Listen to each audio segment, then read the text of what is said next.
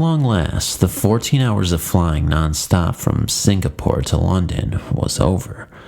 Max managed to get the key to his hotel room. The thought of having 2 days off in London overcame the trauma he endured during the 16 hours of duty time. The flight was packed with demanding passengers, and it was hard coping with his senior crew.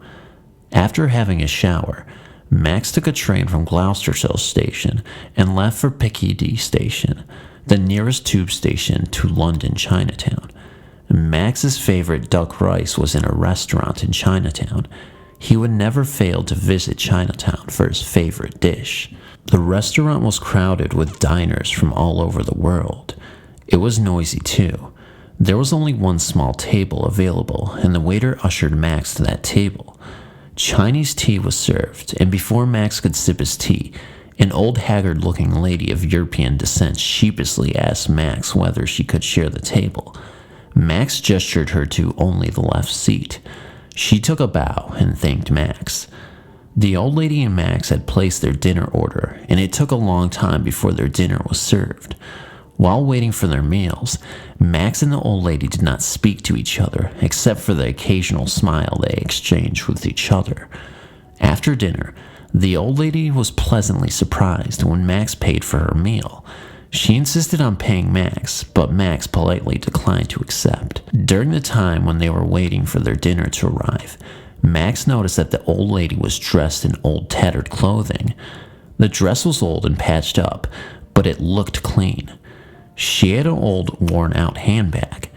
Max took pity on the old lady and decided to pay for a £5 dinner, which was nothing more than a plate of fried rice. After all, Max told himself that the allowances he earned on his London flight was more than $1,000. That night, Max was woken up from his sleep by some noises which sounded like someone talking to him. He looked up, and in the dim room light, could see an old lady seated across from his bed in a chair, smiling at him.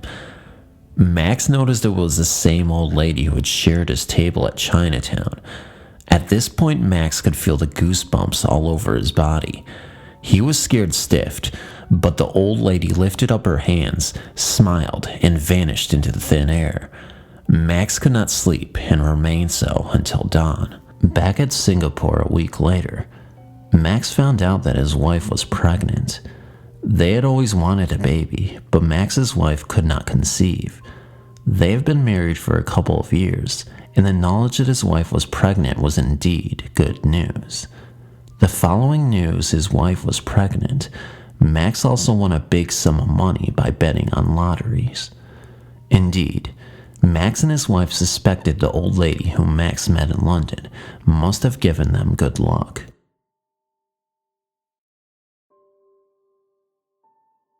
"3 years ago, I used to study in France, and I worked part-time at a restaurant in winter. This is a very old restaurant and an expensive one. My job was to clean the whole restaurant before it was noon.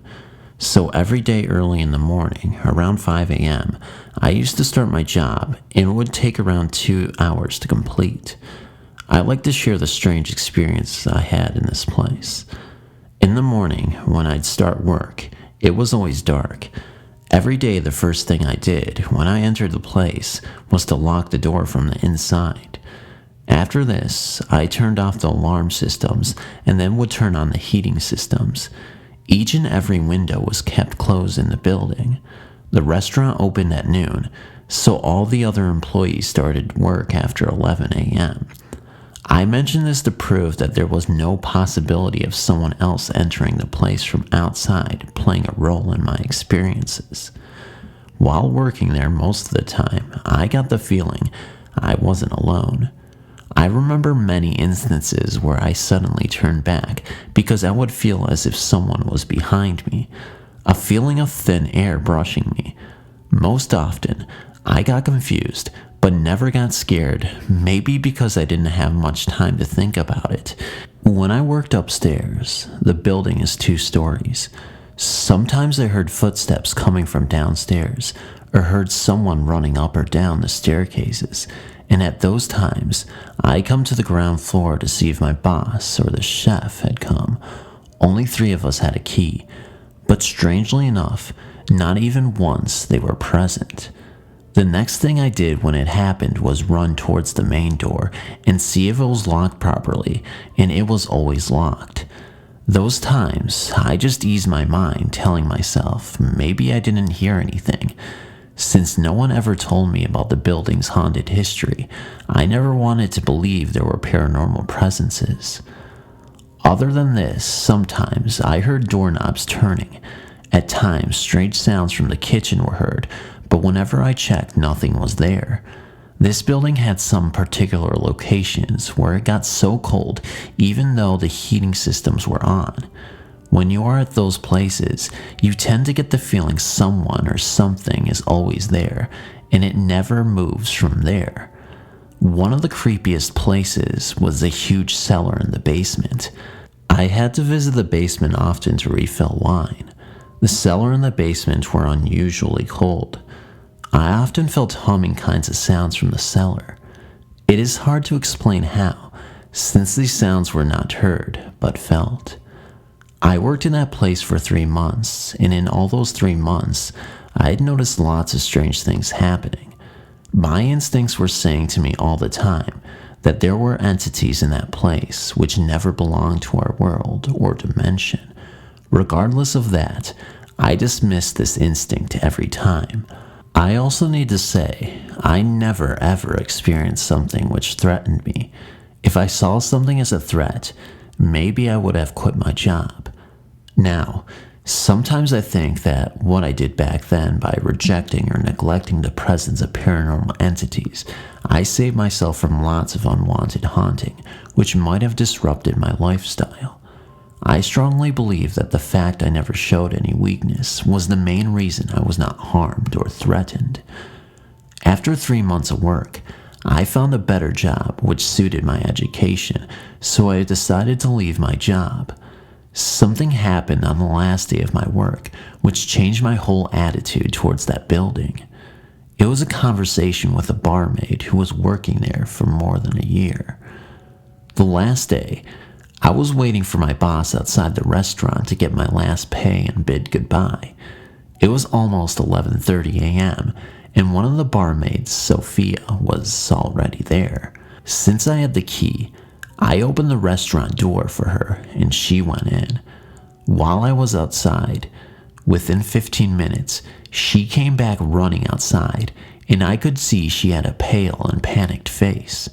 She sat next to me, and I could see from her looks she was terrified. She lit a cigarette and started smoking. I asked her what was wrong. She replied to me, "It's as usual. The things inside scared me." I was confused hearing this and asked her what she meant. She looked at me with a puzzled face and said, "Don't you know?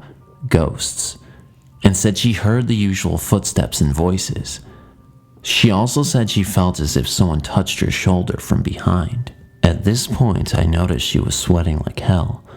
I remind you it was winter and freezing even with thick jackets on. Once I saw this, I knew for sure she was damn serious about it. I tried to calm her down and told her that I too had experienced these things, but I never took it seriously and that I never accepted the ghostly presence inside. She said I was lucky I wasn't harmed. She was also shocked to hear that I usually start work as early as 5 a.m. In fact, even my boss didn't know I start work that early. I had to finish work before noon, and they thought I started work at 10 or 11 a.m. If someone had known the timetable I used for my conveniences, I'm sure they would have never allowed me. According to Sophia, throughout its history, the building was notorious for haunting. It was believed ghosts belonged to various centuries were present in that place, and also some other entities as well. People believe the presence of alcohol, food, and other luxuries were the reasons for this building being a hotspot for haunting. The building had always been a restaurant, a hotel, or a bar in its lifetime. Some people would flood to this place to have fun, and it seems the souls of those who never saw light still visit this building. There were also some ghosts who were trapped inside the building for unknown reasons. Most of these employees and guests, when being alone, have felt the presence of these ghosts. This includes voices, touches, and moving shadows. Sophia also mentioned that a murder or a suicide had taken place in the basement long ago. She wasn't sure about it, but said the basement had the strongest sightings. Some employees were working inside the basement and had seen moving shadows and strange whispers in their ear. Unlike the voices heard, these whispers were very clear. After my conversation with her, I really felt terrified, but also lucky to not have been threatened by ghosts.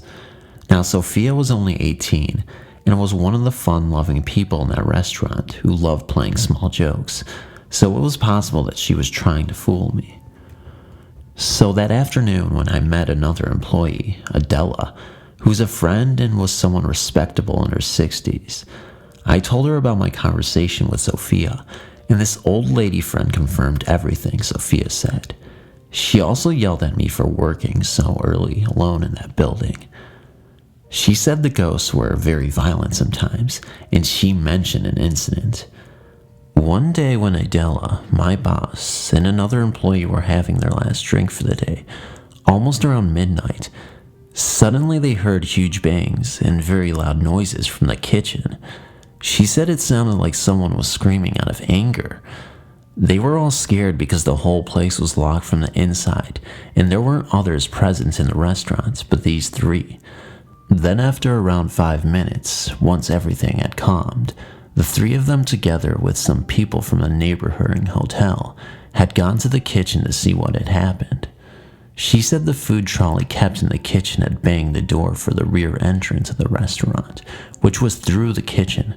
In the rear, there was a small garden, followed by a huge wall. The door was locked.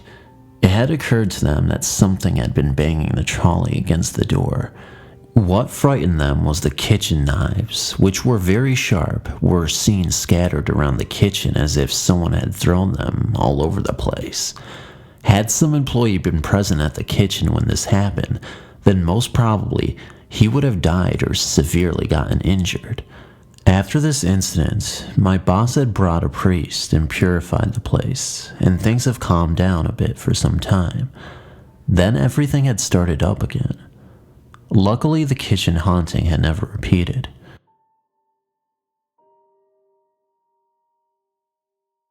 The year was 1980, and I was 14 years old. My parents and two younger sisters were living in Saudi Arabia, where my father was stationed as part of a phone system upgrade project for the kingdom. The school for expatriates, Americans, British, Canadians, and others from all over the world, only went up to grade 9 in Saudi Arabia, and so for the grade 10 school year, I was sent back to Canada to live with my grandmother in a small Ontario town, not far from Ottawa. My grandmother lived alone, my grandfather having died long before I was born. She was very religious and very involved with her church community, along with her regular Sunday attendance. My family didn't practice any religion and never went to church, so it took some time getting used to on my part being away from my family for the first time, living in a small rural town and living in a religious household. Further complicating things, I inadvertently crossed the school bully early on in the school year and found myself a pariah at the local high school where I was the new kid. To be exact, I had a hard time adjusting to this environment, and as a result, I stopped going to school. This upset my grandmother deeply, and she sent me to go see a doctor who prescribed me some kind of antidepressant. I just threw the entire bottle out the window. Drug me was not the solution. I would take my bike and go to the library or find a park on a nice fall day and read books. At night, I would stay up and watch late-night TV like The Tonight Show with Johnny Carson. The apartment was on the second floor of a house by the railroad tracks on the north edge of town. It was old and musty, and the floorboards and steps up creaked. There was only one entrance to the place, and if anyone came in, I would be able to see them coming up the stairs and pass by the living room where I watched TV. One night in November, I heard my grandmother sobbing from her room, which was down the hall. I knew I was the reason for her distress because I had stopped going to school and she didn't know how to deal with me. Then I heard her talking. At first I thought she was talking to herself, as this was 1980 and there were no cell phones and she did not have a phone in her room. The only phone was in the hall and she wasn't in the hall. Then a man's voice responded to her. "Don't worry, Anna," he said. Chills ran up my spine and I froze in my chair. The voice was deep and clear and in the house, and yet I had been in the living room all evening and no one had come into the house. I heard her sobbing some more, and one more time the voice spoke. "Everything will be all right." I remained in that chair until dawn. I'll never know if that was my imagination, my grandmother speaking in a different voice to herself, or perhaps, as I imagined at the time, it was the voice of my grandfather's spirit comforting my grandmother. Whatever the case, I've never forgotten that moment, nor the feeling of creepy dread that crawled up my spine, as something from the other world seemed to pass into this one for the moment. Hey guys, Phantom of Darkness here, and if you like my content, I encourage you to share, like, comment, and subscribe for more videos, or if you just enjoy my content as a whole. Anyway, hope you really enjoyed this video, and I'd like to hear your thoughts on what you thought about it. Let me know in the comments below. Good night. Love you guys.